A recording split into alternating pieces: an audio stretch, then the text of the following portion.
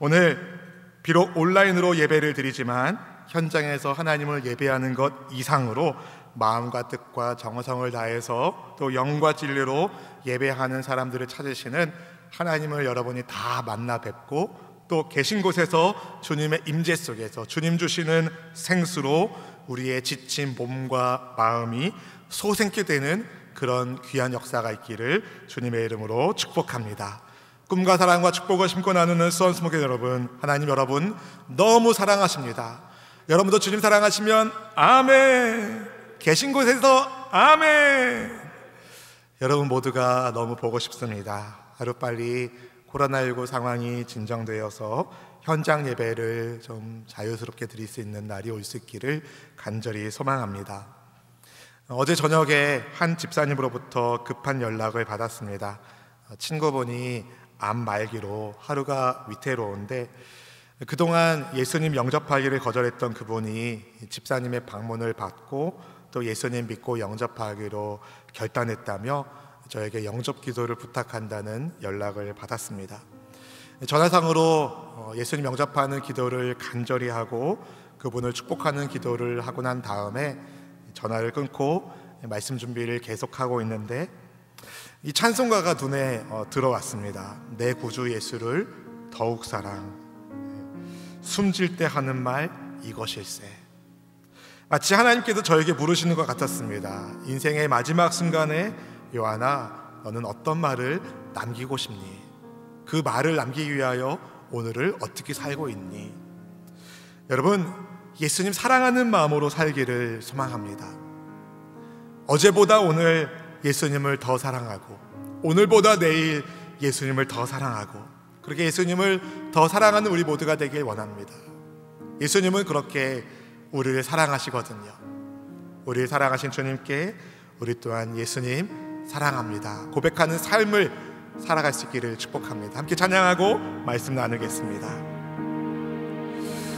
내 구주 예수를 더욱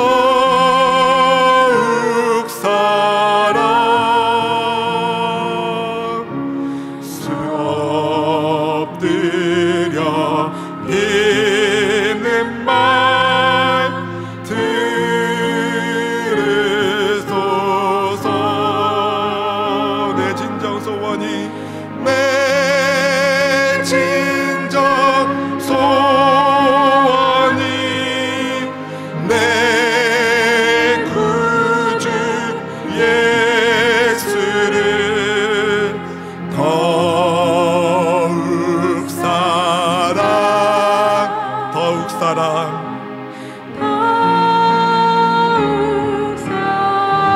이전엔 세상 나기 기뻤었지만 이전엔 세상 나 기뻤어도 지금 내 기쁨은 오직 예수. 다만 내 믿는 말, 다만 내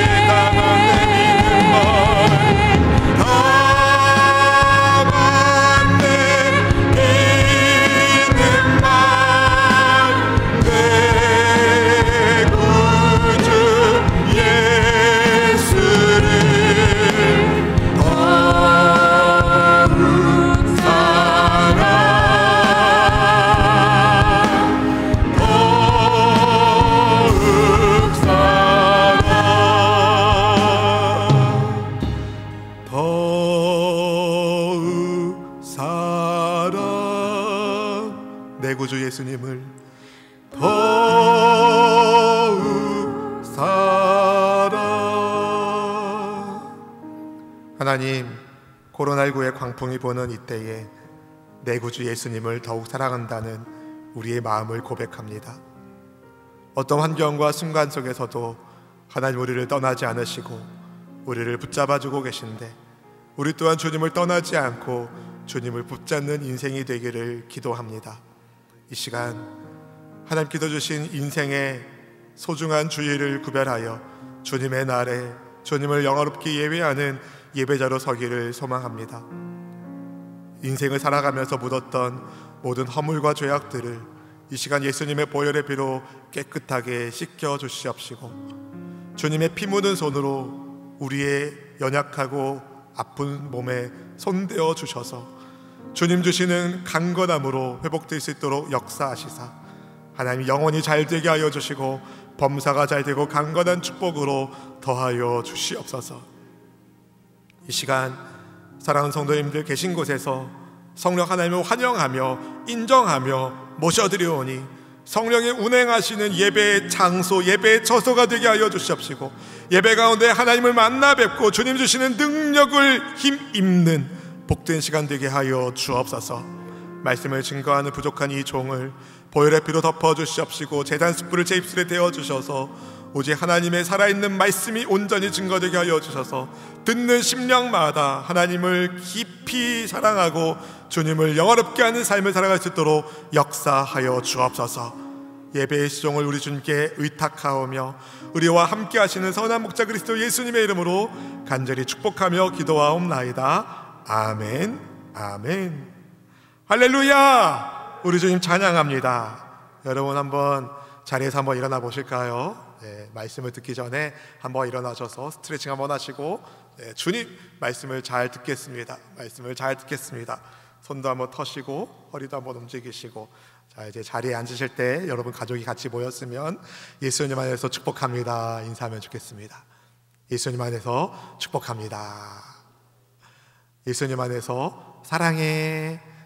가족끼리니까 하셨죠? 네, 여러분 하나님의 사랑이 여러분 가정 가운데 흘러넘칠 수 있기를 축복합니다. 지난 금요 심야 예배 때 이현주 목사님의 책이란 모름지기라는 시를 소개했었는데요, 그 시를 오늘 말씀의 첫 번째 대목으로 함께 좀 보면 좋겠습니다. 책이란 모름지기, 이현주 목사. 나는 가끔 요리책을 본다. 그러나 나의 요리책이 감자탕이나 북엇국으로 꽃을 피우는 일은 거의 없다. 아내도 가끔 요리책을 본다. 아내의 요리책은 곧장 밥상으로 올라가 콩나물밥이나 동태찜으로 태어난다. 책이란 모름지기, 나처럼 읽지 말고 아내처럼 읽을 일이다. 눈으로만 읽지 말고 손발로 읽을 일이다. 사랑하는 성도 여러분, 여러분은 기록된 하나님의 말씀인 성경을 어떻게 읽고 계십니까? 성경은 주님의 말씀에 순종하는 이들에게 복이 있다 말씀하십니다. 그리고 주의 말씀을 우습게 여기는 사람들에게는 화가 있다라고 말씀하시죠. 오늘 본문에서 우리는 율법 교사들을 향하여 너희 율법 교사들에게 화가 있다 책망하시는 주님의 말씀을 듣게 됩니다. 주께서 그들에게 그렇게 책망하신 이유는 무엇 때문일까요? 책망받는 이들을 타산지석으로 삼아서 우리 모든 성도님들은 책망받는 인생이 아닌, 화가 있는 인생이 아닌 칭찬받는 인생, 복 있는 삶으로 나아갈 수 있기를 주님의 이름으로 축원드립니다. 한 율법 교사가 바리새인들을 향한 예수님의 책망을 듣고 발끈했습니다. 주의 말씀이 자기들 율법 교사들에 대한 모욕처럼 들렸기 때문입니다. 본문의 45절 말씀을 읽어보실까요? 한 율법 교사가 예수께 대답하여 이르되 선생님, 이렇게 말씀하시니 우리까지 모욕하심이니이다. 바리새인을 향한 예수님의 말씀이 율법 교사에게는 모욕으로 들렸습니다.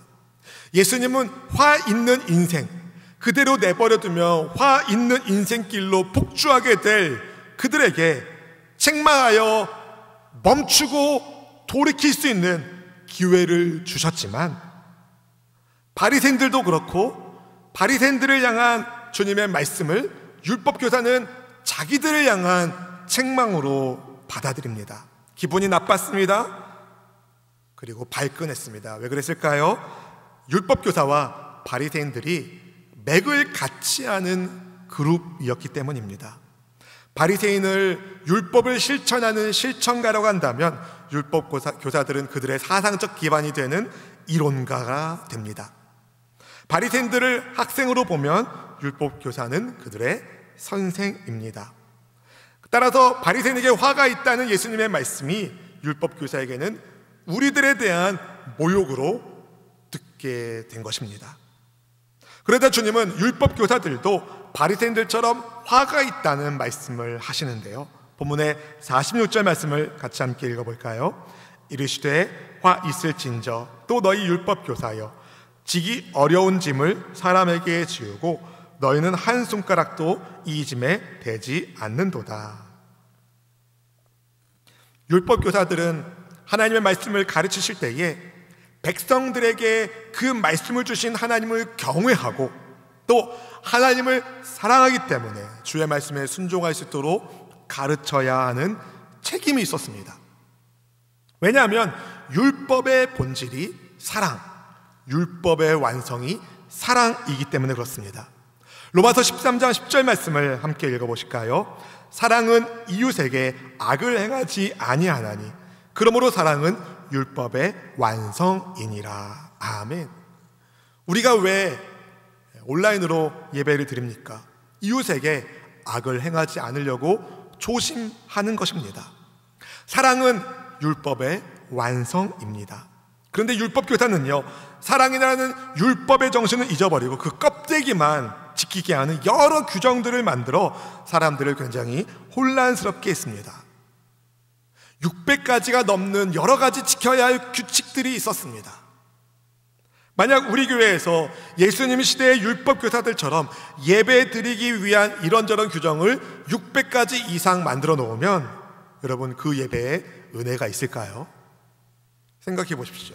앉을 때는 어떤 자세로, 허리는 몇 도, 고개는 20도 위를 바라보고 또 박수는 어떻게 쳐야 하고 찬송할 때는 입은 몇 센치를 벌려야 하며 기도 소리의 데시벨 크기는 어느 정도여야 하고, 이런 여러 가지 절차와 지켜야 할 규정들을 그냥 쭉 만들어 놓고, 만드는 것도 힘들 텐데 그렇게 만들어 놓고 그 중에 단 한 가지라도 어기면 그것은 예배를 바르게 드린 것이 아니다 라고 말한다면, 그런 예배를 통하여 자유롭게 하나님을 만나고 사랑의 하나님께서 베풀어 주신 은혜를 체험할 수 있겠습니까?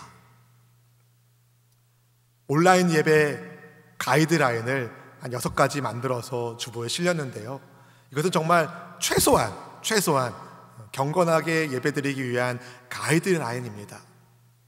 여러분, 근데 율법교사들은요 굉장히 심각하게 일명 장로들의 유전이라고 불리우는 여러 가지 세부지침을 만들어서 사람들에게 무거운 짐을 계속 짊어지게 했습니다. 근데 어처구니 없게도 정작 자기들은 그 짐스러운 규정을 잘 지키지 않았습니다. 예수님의 표현에 따르면 손가락 하나도 그 짐에 대지 않았습니다. 얼마나 위선적입니까, 여러분? 자기도 지키지 않는 짐을 다른 사람에게 계속 짊어지우고 있는 율법 교사들의 모습이 말입니다. 율법 교사는 스승이라는 허울은 뒤집어 쓰고 있었지만 그 실상은 그렇지 않았던 것입니다. 예수님께서 율법 교사들에게 화가 있는 이유에 대하여 그들 조상들과 연결시켜서 이렇게 말씀하시는데요, 본문의 47절 48절 말씀을 읽어보실까요? 화 있을진저 너희는 선지자들의 무덤을 만드는도다. 그들을 죽인 자도 너희 조상들이로다. 이와 같이 그들은 죽이고 너희는 무덤을 만드니 너희가 너희 조상의 행한 일에 증인이 되어 옳게 여기는도다. 아멘. 율법 교사들이 선지자들의 무덤을 만들었습니다. 옛 선지자들을 기념하면서 자기들이 그 선지자들의 정신을 계승하는 후예인 것처럼 뽐냈습니다. 하지만 실상은 달랐습니다. 율법 교사들은 회개를 거부하며 심판을 자처했던 그들의 조상들과 같은 죄를 범하고 있었습니다. 선지자들이 가르친 그 가르침에는 관심이 없고 죽은 선지자들을 존경한다 말하는 이 위선자들은 선지자들이 예언한 메시아 예수님, 모세가 예언한 바로 그 선지자이신 메시아 예수님을 거부합니다. 하나님께서 보내신 선지자를 패역한 조상들이 거부하고 죽인 것처럼 율법 교사들은 하나님께서 보내신 예수님을 영접하지 않았습니다. 시험하며 핍박했습니다. 겉으로는 그럴듯하게 선지자들의 무덤을 꾸미면서 옛 선지자들을 기념하는 신용을 했지만 그들의 본 모습은 선지자들을 죽인 조상들과 전혀 다를 것이 없었다는 겁니다. 만약에 여러분, 율법 교사들이 예수님을 조금이라도 인정했다면 주께서 그들에게 하시는 말씀을 흘려듣지 않았을 것입니다. 헛두루 듣지 않았을 것입니다.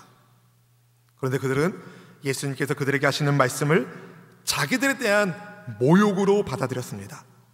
정말 그들이 하나님의 말씀인 율법을 소중히 여겼다면 말씀의 예언에 따라 오신 예수님을 영접하고 주님의 가르침, 말씀이신 로고스이신 예수님의 가르침에 순종했을 텐데, 회개하고 돌이켜서 예수님의 제자가 됐을 텐데 그렇게 반은 사람이 하나도 없었습니다. 예수님은 율법 교사들이 하나님께서 보내신 선지자와 사도들 일부를 죽이고 박해하는 일을 할 것임을 알고 계셨습니다. 본문의 49절 말씀을 함께 읽어보실까요? 그러므로 하나님의 지혜가 일렀으되 내가 선지자와 사도들을 그들에게 보내리니 그 중에 더러는 죽이며 또 박해하리라 하였느니라. 아멘.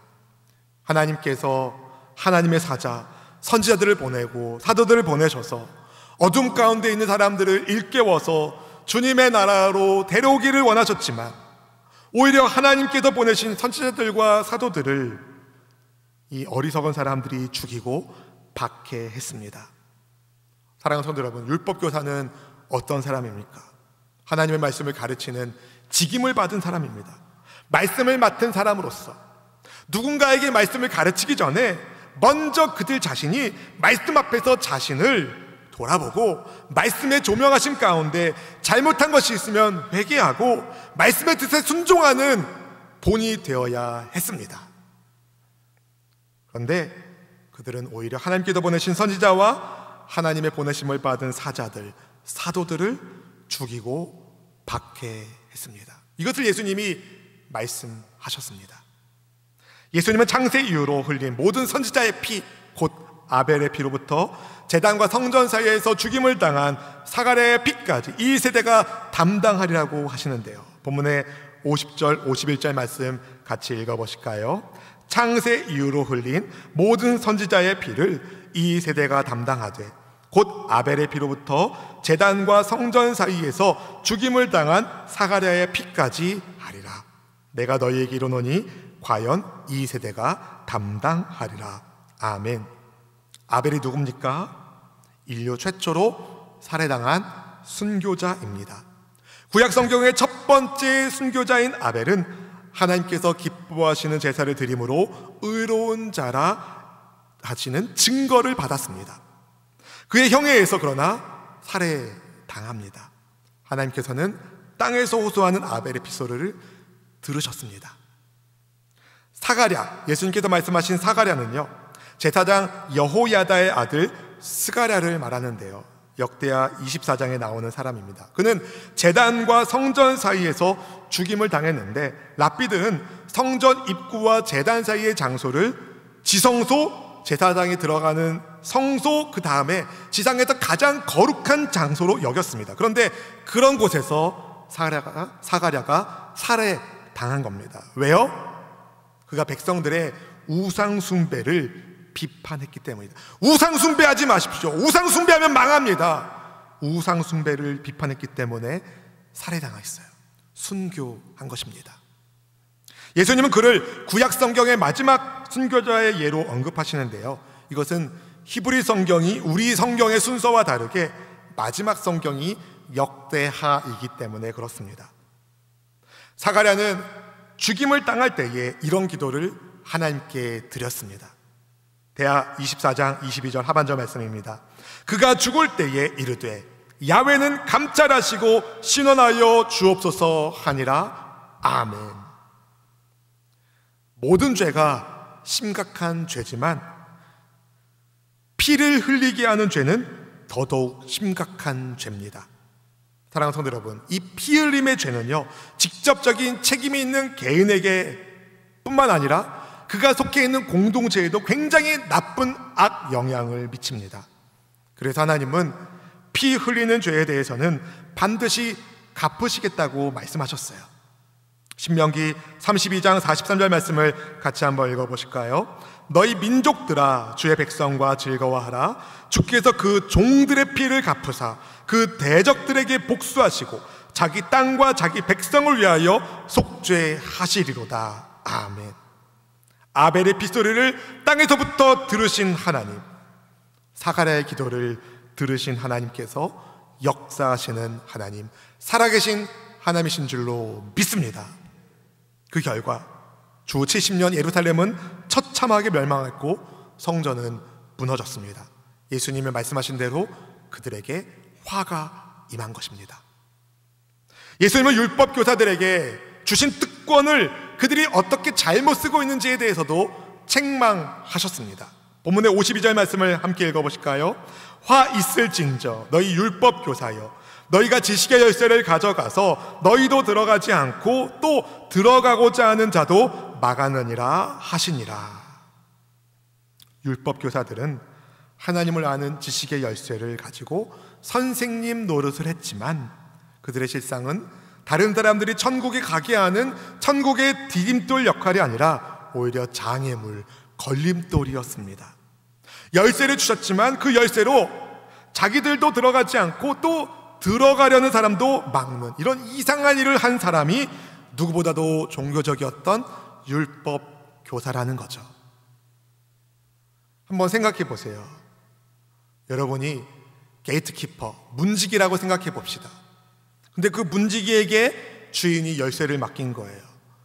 우리 성에 들어오는 사람에게 잘 들어올 수 있도록 문을 열라는 책임을 주고 열쇠를 맡긴 거예요.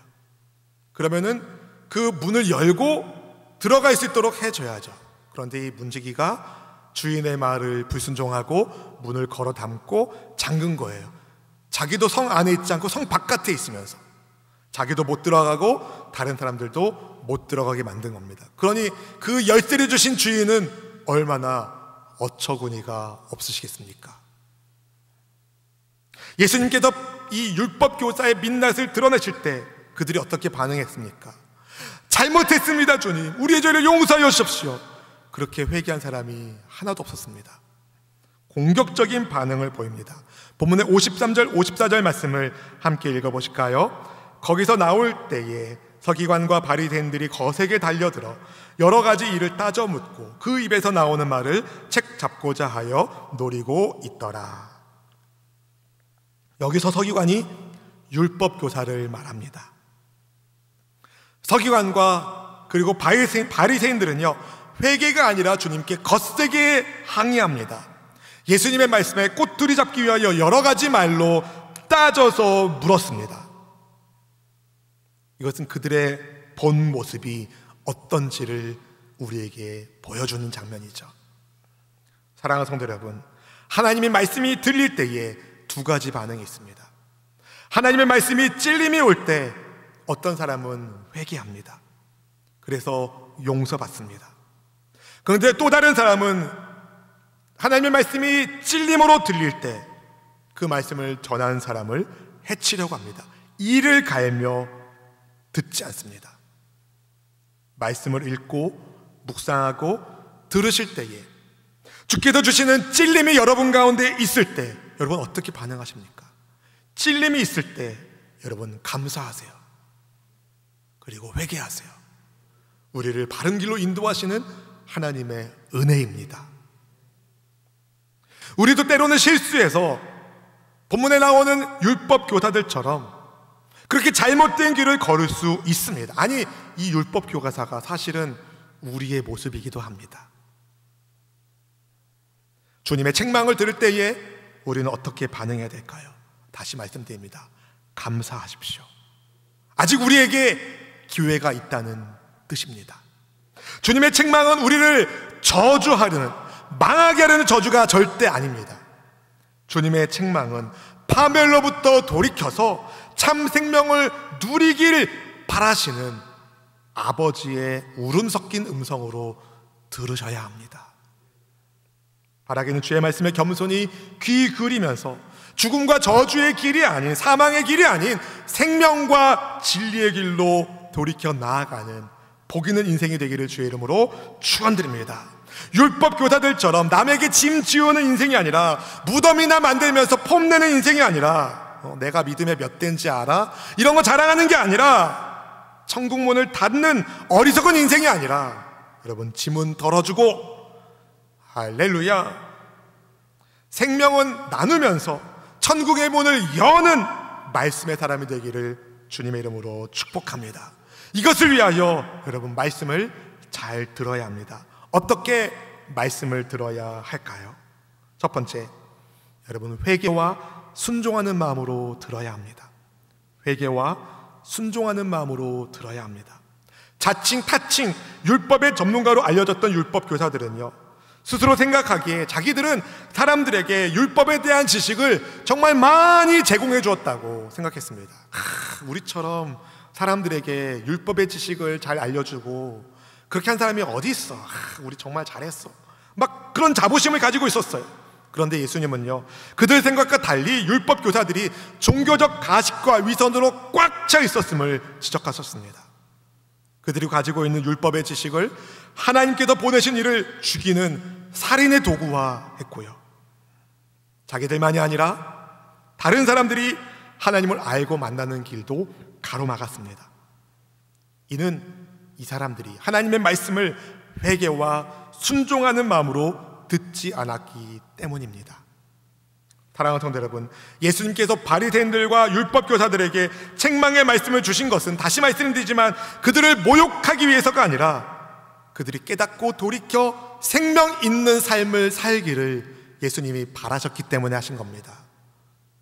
왜 굳이 점심 식사 초대받은 자리에 가셔서 굳이 초대한 사람들, 그리고 그 자리에 많은 대부분의 사람인 바리새인들과 율법교사들이 기분 나쁠 것을 뻔히 아시는데 예수님이 왜 굳이 거기서 그런 얘기를 하셨겠습니까? 그때가 아니면 들을 기회가 없는 사람들이 거기 많이 있었거든요. 제발 좀 듣고 돌아오기를 예수님이 원하셨던 것입니다. 듣고 회개하면 용서받고, 듣고 순종하면 생명의 복을 받습니다. 그러나 듣지 않고 회개하지 않으면 심판받고 멸망의 길로 떨어지게 됩니다. 따라서 내 마음이 찔리는 하나님의 말씀을 들을 때에 우리는 회개하는 마음으로 듣기를 바랍니다. 꼬치꼬치 따지기 위하여 말씀을 듣는 것이 아니라 순종하는 마음으로 말씀을 듣기를 바랍니다. 말씀을 가르치기만 하지 말고 말씀대로 살아가는 우리 모두가 될 수 있기를 바랍니다. 두 번째, 어떻게 말씀을 들어야 합니까? 여러분, 다음 세대에게 지식의 열쇠를 전수하는 모델로서 들어야 합니다. 다음 세대에게 지식의 열쇠를 전수하는 모델로서 들어야 합니다. 여러분이 말씀을 잘 듣고 순종하면 다음 세대에게도 소망이 있어요. 코로나19 시대를 살아가면서 함께 모여 예배하지 못하는 환경 속에서 그 어느 때보다 개인 예배, 가정 예배가 중요하게 되었습니다. 하나님께도 우리에게 주신 하나님을 아는 이 지식의 열쇠를 우리만 소유할 것이 아니라 다음 세대에게도 물려주어야 할 책임이 우리에게 있습니다. 성인된 우리가 다음 세대에게 하나님의 지혜를 들려주는 모델로 말씀을 들어야 합니다. 어떻게 해요? 내가 먼저 말씀을 적용하는 삶의 예배자가 됨으로 말이죠. 율법교사는 이것을 실패한 사람들이었습니다. 지식의 열쇠를 가져간 율법교사들이 다른 사람을 구원하는 일에는 전혀 관심이 없고 율법을 잘 지켜야 한다는 미명 아래 온갖 규정을 만들어서 백성들에게 무거운 멍에를 지우게 했습니다. 무서운 종교적 요구로 사람들을 누른 거죠. 그들이 가지고 있는 지식의 열쇠의 핵심이 뭡니까, 여러분? 율법 교사들에게 하나님이 주신 지식 열쇠의 핵심, 성경의 핵심 예수님이시잖아요. 예수님이 메시아라는 사실이 율법 교사에게 주신 지식의 열쇠의 핵심인데, 율법 교사는 눈앞에 예수님을 두면서도 예수님을 배척하고 규정을 들어서 하나님 나라 길목을 막았습니다. 왜 안식일에 사람 고치냐? 왜 안식일에 병자를 고치냐?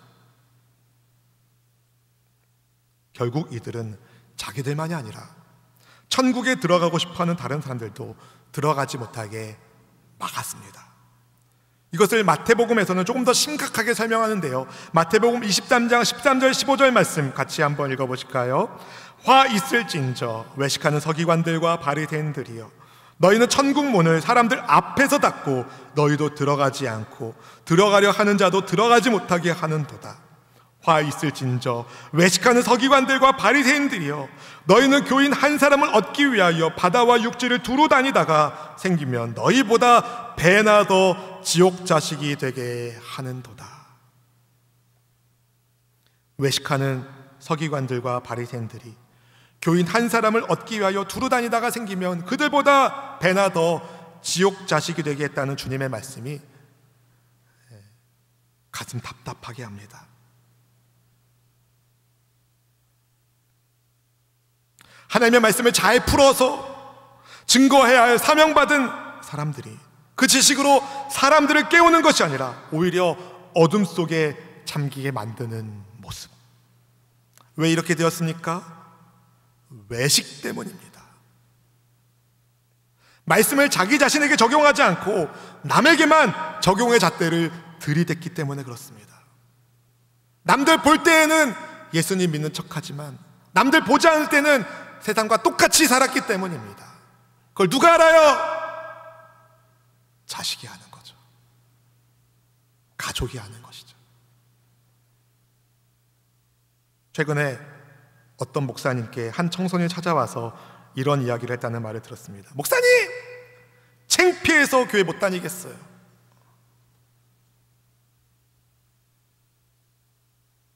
교회 다니는 어른들의 못난 모습 때문에 우리 청소년들, 교회 다니는 크리스찬 청소년들이 자기가 신앙을 가진 게 부끄러워지는 게 정상입니까?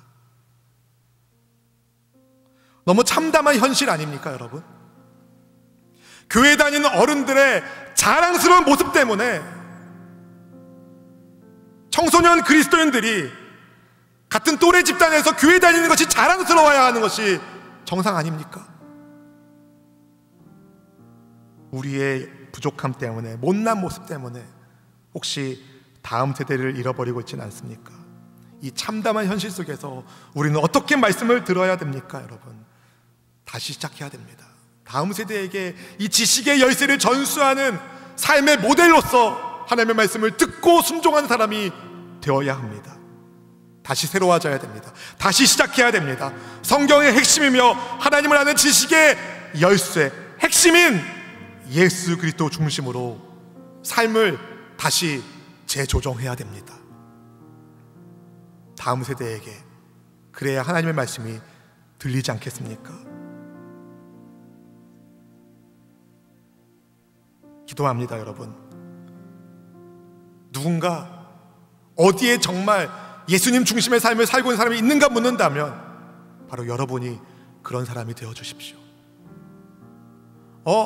송죽동의 누구를 봐라, 메탄동의 누구를 봐라, 매교동의 누구를 봐라, 조원동의 누구를 봐라, 구운동의 누구를 봐라, 병점의 누구를 봐라, 영통의 누구를 봐라. 그분은 정말 예수님 믿는 성도로 살아가는 분이시다. 그 이야기를 다른 누군가가 해주는 게 아니라 여러분 자녀가 했으면 좋겠습니다. 딴 건 몰라도 우리 엄마 보니까, 딴 건 몰라도 우리 아빠 보니까 하나님은 말씀이시고 하나님은 살아계신 분이야. 그런 고백이 가정 가운데 있기를 기도합니다. 바라기는 여러분 한 분 한 분이 회개와 순종하는 마음으로 주의 말씀을 들으시고 예수님 중심의 삶을 살아가는 삶의 예배자가 되셔서 여러분 주변에 있는 다른 사람들에게 하나님을 아는 지식의 열쇠를 잘 전수해 주셔서 그들이 또 문을 열고 또 다른 사람들에게 하나님을 소개하고 생명의 길로 인도하는, 그래서 우리 제자반에서 마지막 수업할 때 교회의 비전이 뭐냐 그런 얘기가 나오는데요, 갑자기 드는 생각인데요, 그런 얘기를 나눴어요. 교회의 비전이 무엇인가? 예수님 중심된 사람이 되는 것, 그리고 예수님 중심된 사람이 예수님 중심된 다음 사람을 키우는 것, 그리고 예수님 중심된 사람이 예수님 중심된 다음 사람을 키운 사람이 또다시 예수님 중심된 다음 사람을 키우는 것, 이게 교회의 비전이라는 거죠. 여러분, 하나님의 말씀을 잘 듣는 것 우리만의 문제가 아닙니다. 우리가 잘 듣는 것이 다음 세대에게도 하나님의 말씀이 잘 들리는 통로가 됩니다. 그래야 그들 다음 세대에 소망이 있지 않겠습니까? 바라기는 그렇게 믿음의 유산이 대대로 물려질 때에 지금보다 더 창대케 되어지는 그런 은혜가 있기를 소망합니다. 하나님 중심의, 예수님 중심의 삶을 살아가는 우리 모두가 하나님의 소망입니다. 함께 찬양하고 기도하길 원합니다. 갈 길을 밝히 보이시니 주 앞에 빨리 나갑시다. 우리를 찾는 구주 예수 보라 하시네. 죄악 벗으리 영혼은 기뻐 뛰며 주를 보겠네. 하늘에 계신 주 예수를 영원히 우리를 오라 하시는 말 기쁘게 듣고 순종하세. 우주를 믿기 지체 말고 속속히 나가세. 죄악 벗으리 영혼은 기뻐 뛰며 주를 보겠네. 하늘에 계신 주 예수를 영원히 주 오늘 여기 계시오니 다 와서 주의 말씀 듣세. 듣기도 하며 생각하니 참 들으시도다. 죄악 벗으리 영혼은 기뻐 뛰며 주를 보겠네. 하늘에 계신 주 예수를 영원히. 우리 2절 고백합니다. 우리를 오라 하시는 말, 우리를 오라 하시는 어떻게 순종할까요? 기쁘게 듣고 순종하세. 구주를 믿기 지체 말고 속속히 나가세. 죄악 벗으리 영혼은 기뻐 뛰며 주를 보겠네. 하늘에 계신 주 예수를 영원히 섬기리. 주 오늘 여기 계시오니 주 오늘 여기 계시오니 다 와서 주의 말씀 듣세. 듣기도 하며 생각하니 참 들으시도다. 죄악 벗으리 영혼은 기뻐 뛰며 주를 보겠네. 하늘에 계신 주 예수를 영원히 섬기리. 죄악 벗은 우리 영혼은, 죄악 벗은 우리 영혼은 기뻐 뛰며 주를 보겠네. 하늘에 계신 주 예수를 영원히 섬기리. 사랑하는 성도 여러분, 죄악을 벗게 하시는 말씀이신 예수님, 그분을 영원히 섬기기를 원합니다. 기쁨으로 주의 말씀에 순종하기를 원합니다. 그런 우리의 모습을 보고 우리의 다음 세대들이, 우리 자녀 세대들이, 우리의 이웃들이 하늘에 계신 예수님을 만나기는 길이 열리기를 바랍니다. 매개하는 마음으로, 순종하는 마음으로 말씀을 듣겠습니다. 다음 세대에게 지식의 열쇠를 전수하는 삶의 모델로서 주님의 말씀을 듣고 따르겠습니다. 주님, 우리에게 말씀의 능력을 부어주시옵소서. 성령께서 교회들이 가시는 음성을 들으라 하셨사온데 듣는 귀가 열리게 하여 주시고 두 손과 두 발이 하나님의 말씀을 읽어내는 삶의 예배자가 되게 해달라고 합심하여 간절한 마음으로 기도하겠습니다. 주여.